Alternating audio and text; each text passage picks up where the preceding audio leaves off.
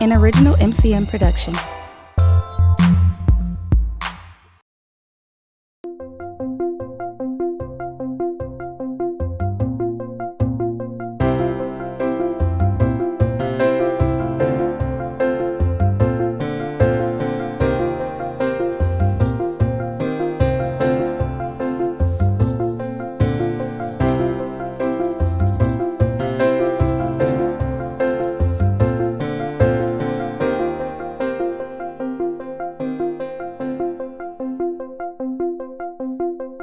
It is my pleasure to introduce to you today's speaker, Marcus White.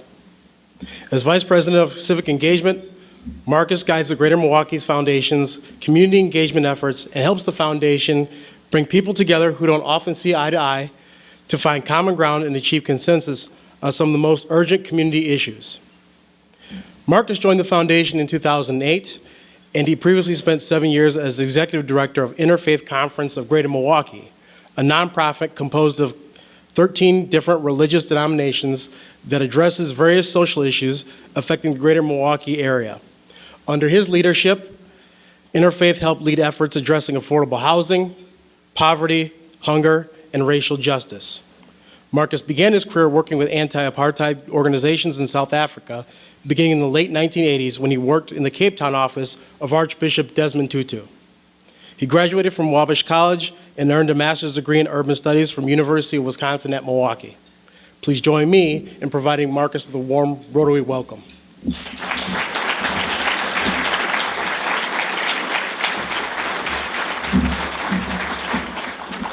Good afternoon. Thank you. My thanks to Mary and to your president, Dan, and to Liz for the invitation to be here and all the help in getting this presentation together. Also always happy to be with Greater Milwaukee Foundation friends. Jackie Hurd-Barber is on our board now. Frank Gimble was on our board. And there may be others. My apologies if I'm missing you. And already a lot of good friends of the Foundation I've been able to say hello to this morning or this afternoon. So let me tell you what I'm going to do with this presentation. It is essentially hitting the highlights of a study that the Foundation commissioned for the second time now. We initially released vital signs, benchmarking our region against 15 others in 2013.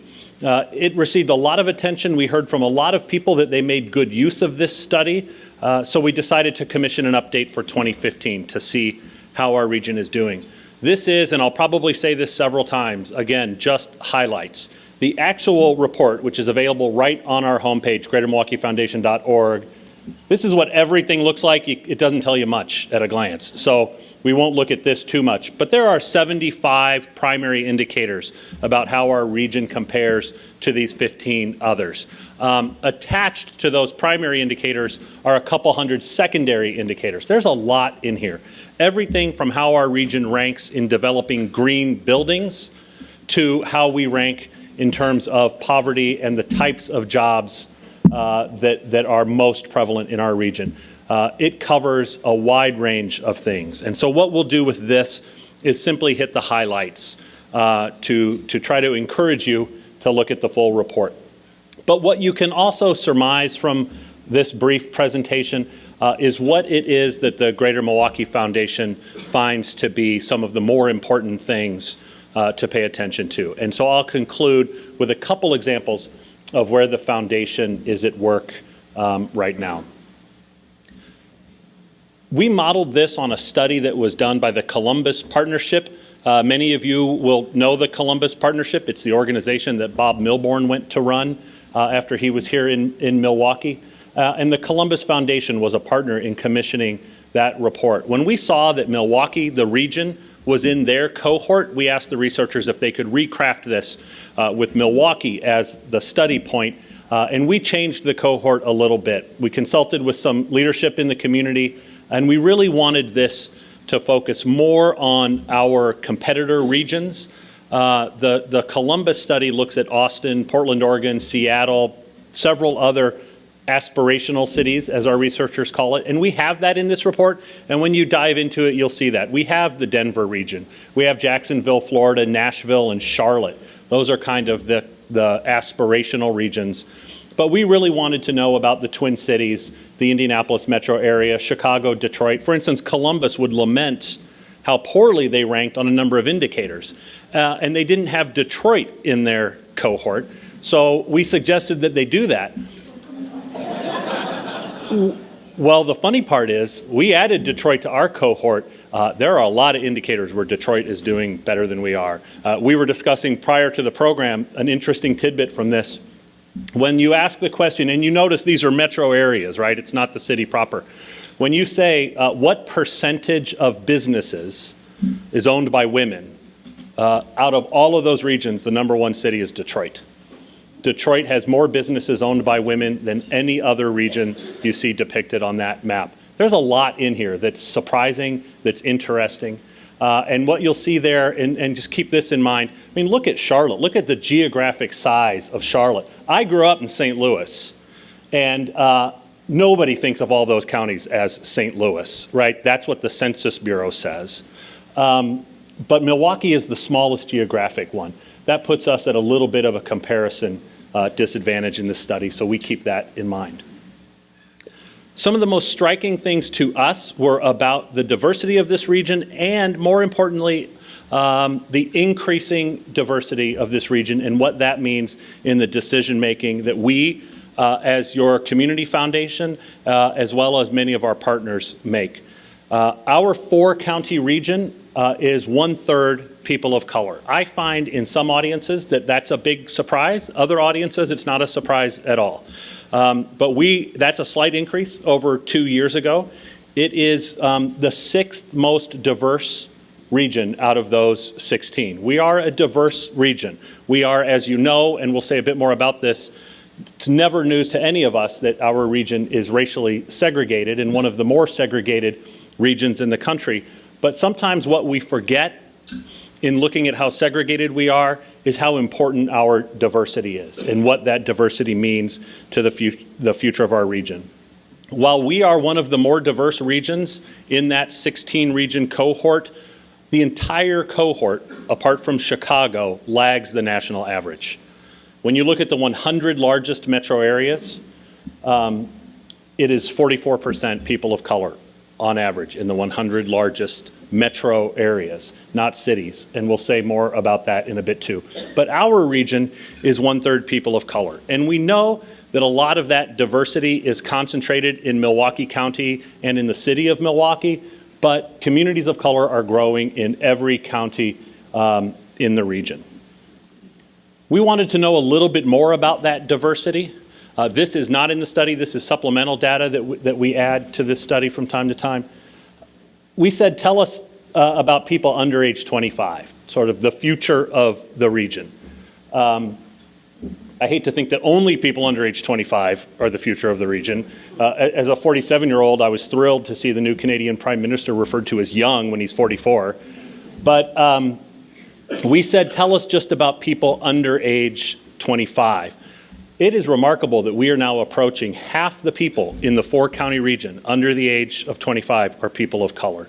This tells us at the Greater Milwaukee Foundation, and I think it needs to tell all of us who are in positions to influence investments in the future of this region, this region's future is tied to communities of color, and it is particularly tied to young people of color.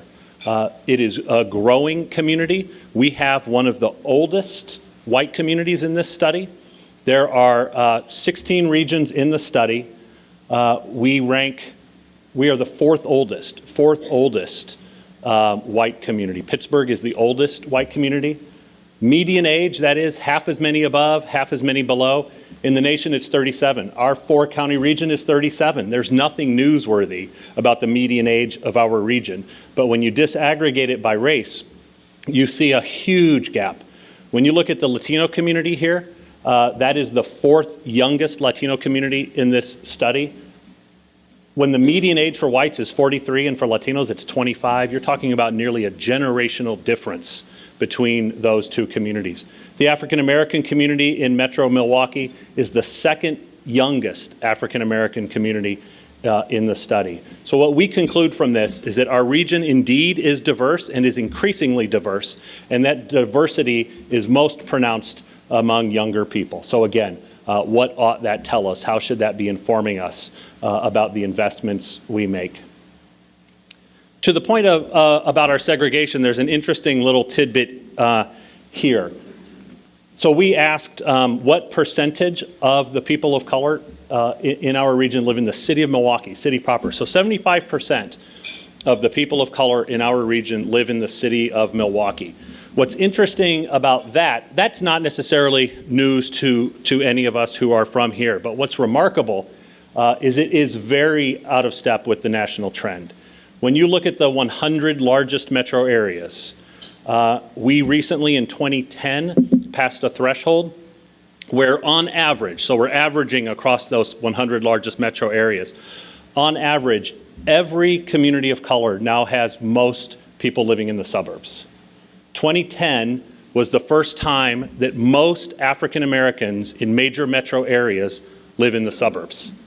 So again, that's an average, right? So you might have Milwaukee, where only 25% of people of color live in the suburbs, and Atlanta, where 85% people of color live in the suburbs.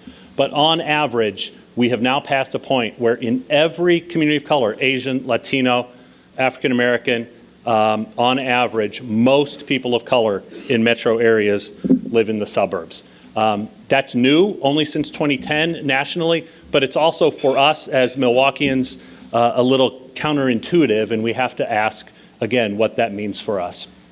This, you'll see more detail in the study. This is the segregation index. This one, it's very hard to see. I apologize for that lack of contrast there. This is simply looking at what the Census Bureau calls black-white dissimilarity. That is the segregation between blacks and whites.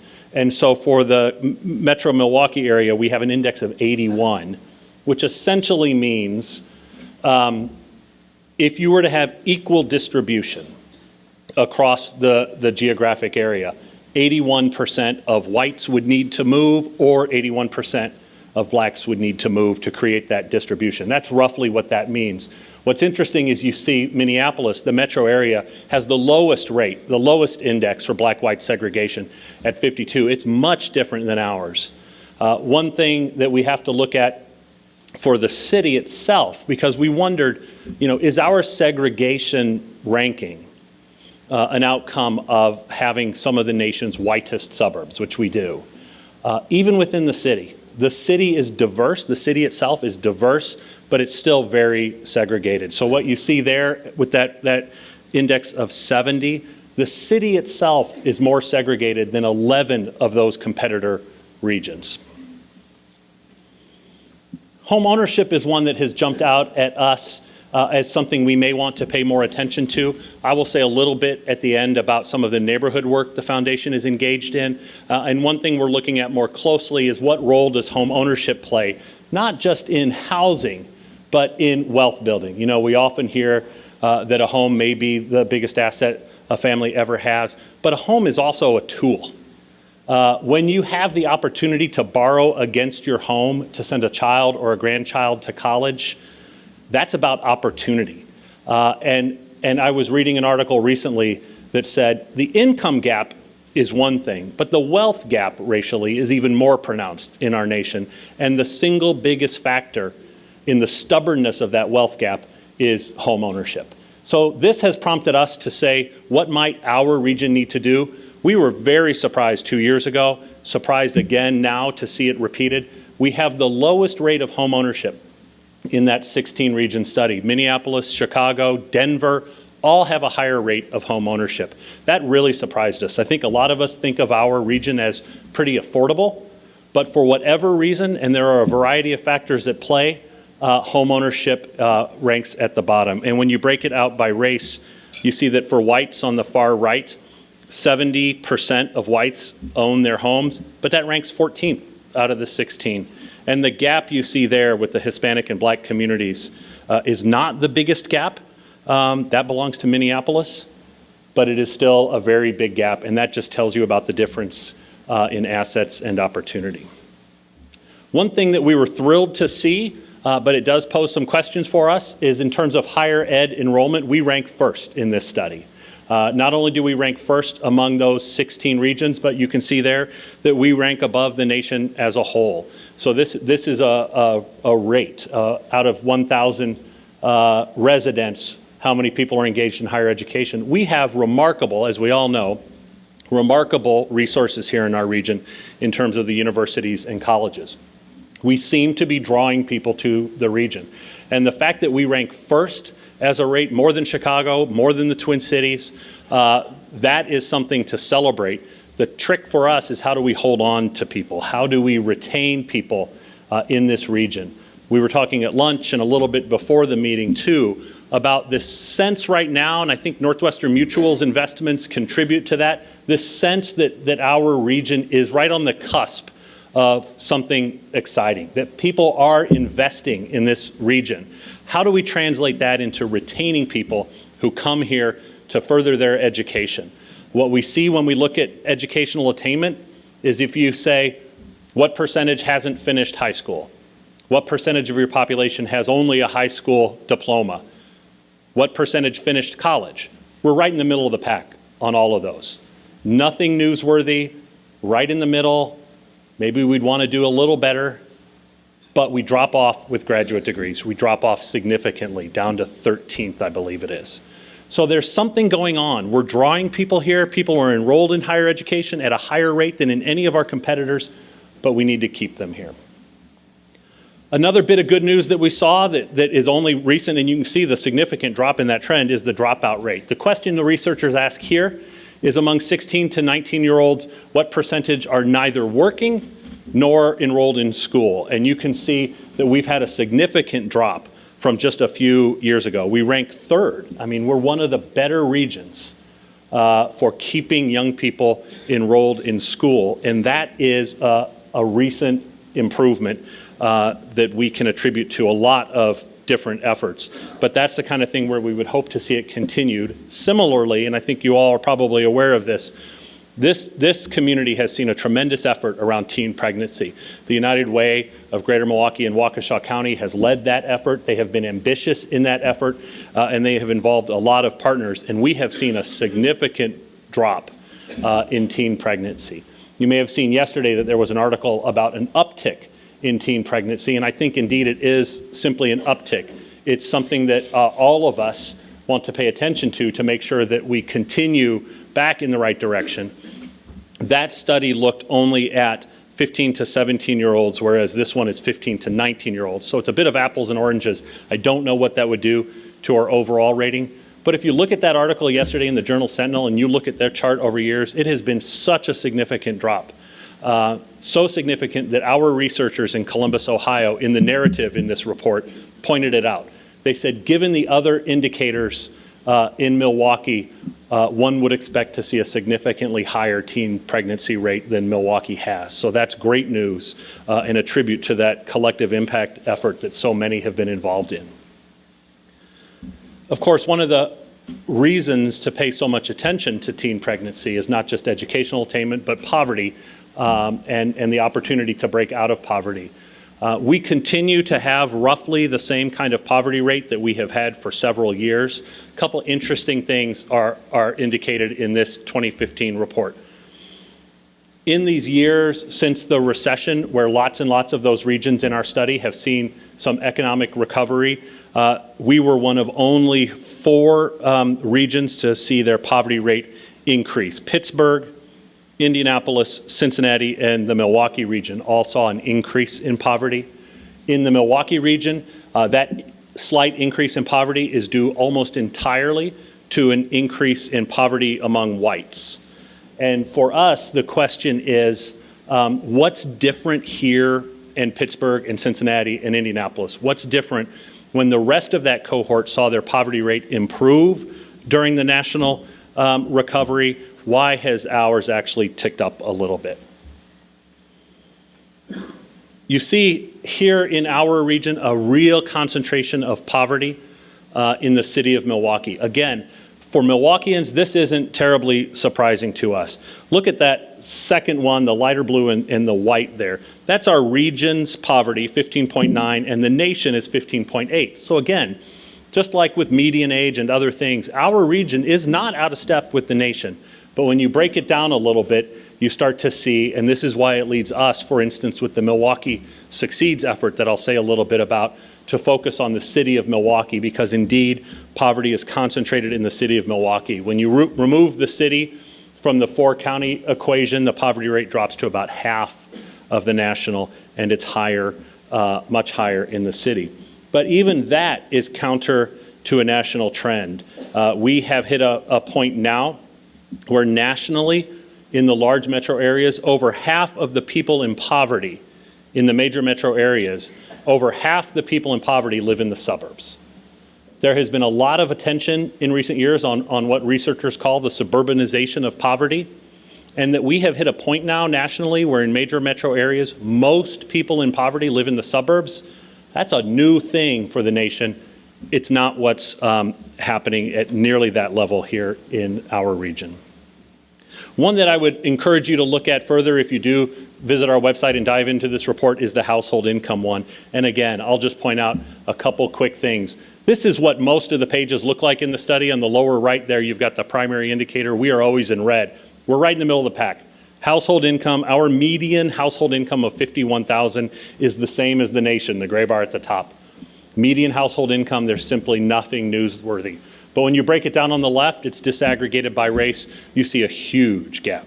You see that we are one of the better places for household income for whites, and we are struggling significantly, especially in the Latino and African American communities. Again, that just reinforces for us that a variety of these factors are calling on us to perhaps pay special attention to those matters. The study has a lot on how we work, where we work. The biggest sector in our region is the eds and meds, education and health services is the biggest. The green on the right, 14.4%. 14.4% is in manufacturing in our region. That is far and away the highest percentage of workers engaged in manufacturing in the study. It's number one, and it's well ahead of the bottom half of the cohort. I continue to think that the fact that the Lord has blessed us with a port and with rail and with highways and with a strong manufacturing base and workforce, that there has to be opportunity for us to compete even better against those regions that simply don't have this baked into who they are. And with so many more modern and innovative manufacturing plants, my hope is that our strength in manufacturing does not mean we're reliant on old industries, but in fact means that employers, that manufacturers continue to believe that because of the logistics and because of the workforce, this is the right place to be. This indicator is a little too old, but I think it's still important for us to note. The Small Business Administration does not update their information nearly as regularly as the census. This is about minority business ownership, and I mentioned that Detroit is number one for women-owned businesses. Chicago is number one in minority-owned business. You see again that we're kind of in the middle of the pack. But if you look at the top quarter there, we're well behind, and with a region as diverse as ours, and with those communities of color having so many young people, I would hope to see that we become even more competitive in terms of minority-owned business. This is 2007 data, so it's pre-recession and it's not anything I'd want to use too much right now. However, let's just assume that everyone was in a similar boat in the recession, and we will be able to update this next year. But it just tells us that while we're kind of holding our own in the middle, we probably, given the diversity of our region, should be doing better. Couple quick things that are of particular interest to us at the foundation. We rank second out of the 16 regions in volunteering. We are a generous community. We're a community that gives of its time and of its resources. We also rank second in charitable giving. This is beginning at $25 donations. Not only do we have a higher percentage than most of that cohort, almost all of that cohort, but we're significantly above the nation as a whole. So we know that in terms of time and resources, we're a generous community. And then just briefly, we crunched the numbers just to have a little fun with it and said if we were a village of 100, if our 4-county region was a village of 100, what would it look like? 7 people would be born in another country. Our researchers consider a high foreign-born population to be a good indicator, an indicator that people are coming to and attracted to your region. As someone who was not born in this country, I was very relieved to hear that they saw that as a plus. But 7% of our region was not born in this country. One thing that's interesting is there in that bottom box, if we were a village of 100, 16 people would be living in poverty. That's our poverty rate for the region. What's interesting to us when we did the numbers differently is you have as many whites as you do African Americans living in poverty. We often talk about the percentage, the rates, and we look at that gap. But what's interesting is the raw numbers. There are as many whites as blacks living in poverty in our region. And among the 67 people who are 25 years or older, the researchers start at 25, giving people time to complete college perhaps. 67 people are 25 or older. 7 have not finished high school, but another 7 have a graduate or professional degree. We're pretty much right in line with the nation, being around a quarter to 30% who have finished college. Very briefly, and by the way, don't try to read that graphic on the right. It's just an illustration. You don't have to read the details. But I just wanted to highlight a couple areas where the foundation is at work, given all of this, given what we know, what we continue to learn more about. Many of you are familiar with Milwaukee Succeeds, our Cradle to Career effort. Jackie Hurd-Barber is one of the co-chairs, along with Mike Lovell and John Schlifsky, of that effort. It is a significant investment, not only on the part of the Greater Milwaukee Foundation, but a lot of our funding partners and the hundreds of organizations that are involved. One of the examples of how that's at work is around reading. An intensive effort right now coaching teachers as well as one-on-one tutoring. The goal is to have 2,000 more students proficient in reading by 2020. It's at work right now in 7 schools, 5 of those MPS schools, and in 3 years we hope to be in 50 schools. What you see there on that graphic, the gray is bad. The gray means you're not proficient, you're falling behind in reading. The blue is you're proficient or you're advanced, the darker color. So we're circled there. You can see we have far too much gray. And we're moving towards having far more proficient and advanced readers. That top region, by the way, is Charlotte, and they've done very well at increasing the proficiency of their readers. Another area where we're at work is in neighborhoods. We have what we call a middle market approach. It's a lesson from some more distressed regions, frankly. That is, when the middle market neighborhoods start to go, you may have hit a tipping point. So we invest significantly with partners in middle market neighborhoods to help stabilize neighborhoods. This is just one example of the Partners for Places, which has a goal of addressing 21 vacant lots and repurposing them. This is on North Avenue. It's a beautiful little pocket park right on the corner that was done just this summer. Also, in the neighborhoods, a range of things from addressing foreclosed properties to actually putting young people to work. Together with Wells Fargo this summer in the LIFT program, we worked with neighborhood partners and were able, through the investments of the foundation and Wells Fargo, to hire 40 crew supervisors and 340 young people to work in their neighborhoods this summer. We have also been celebrating the foundation's centennial this year. You will have seen a lot of that in the gifts to the community that the foundation sponsored, opening up some of our region's great cultural assets to the entire community, whether it's been the Milwaukee Art Museum, the Milwaukee Public Museum, Discovery World, the domes. It has been amazing to be there on those weekends, and you really do see a little bit of everyone showing up for that. And lastly, research and policy work. Our research and policy work, which I work on at the foundation, is meant to increase our community's knowledge about some of the realities in our region and also find policy solutions.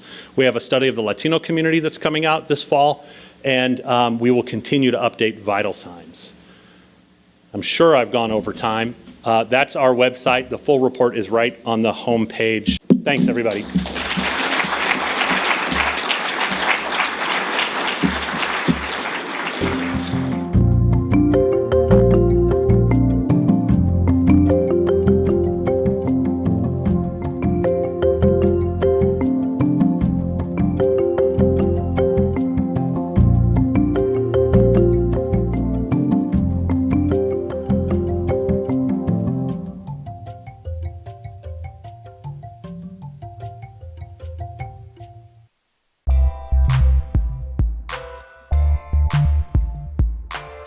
an MCM production.